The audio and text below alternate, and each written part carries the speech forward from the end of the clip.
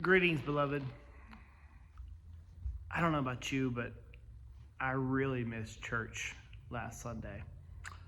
Part of it is because of all the events that have led up to that week, including the events of Saturday in Minneapolis, what I'm seeing on the news. I'll be honest, I don't know what I would have said had I not pre-recorded my sermon on Sunday, because my heart was heavy on Sunday. I just felt almost overwhelmed. Didn't know where to begin with everything. And it's not the only time I felt like that in my ministry. There's been other times where the world has felt heavy over the last few years, and I just didn't know where to begin. I was listening to a podcast, and they were talking about two different types of church. On one end is the churches that like to escape the world. On the other end, there's the love your neighbor churches. Now, I'm not big on binary this or that kind of thing. I think it's probably a spectrum.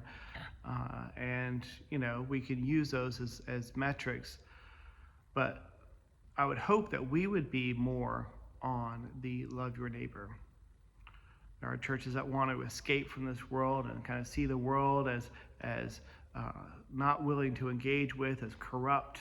And it can seem that way at times, believe me. But the reality of it is I think we're called to engage this world, to love our neighbors, love all our neighbors, not just the ones we like. And by doing so, I think that gives us a deeper sense of what we're called to be as followers of Jesus. I think Jesus served as a prophet, as the prophets that came before him, yes, in a different way. But I think followers of Jesus are to claim their prophetic voices. Now, prophets, when they engaged the world, they didn't try to take over and be king. They didn't try to take over and be a leader. Instead, they were the moral conscience to the leadership at the time.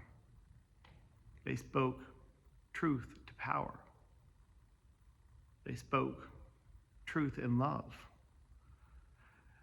trying to call us to our better selves, all of us.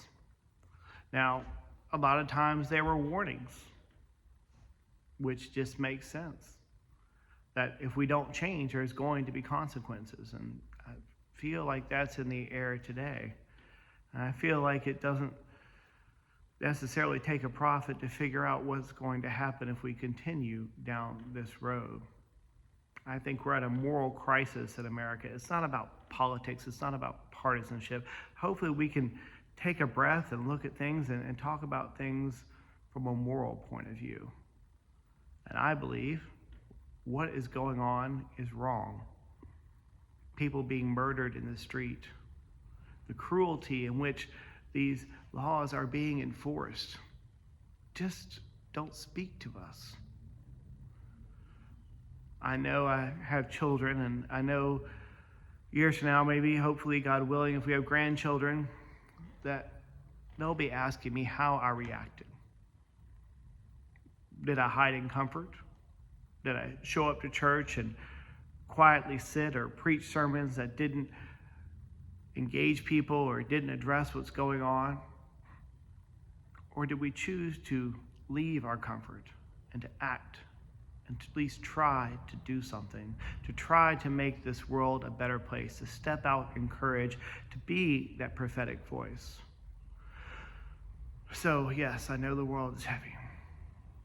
I hope we continue to gather together, not only to comfort ourselves, but begin to imagine ways that we can actually change the world, that we can be that moral voice in the world.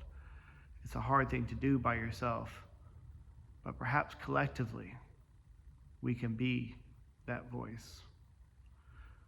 So, hopefully you will take this into your prayer life.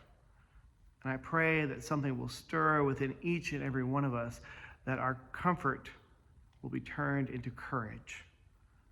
And we will have the strength to be the people that God is calling us to be. Take care of yourself during these days. And I hope to see you this Sunday. God bless.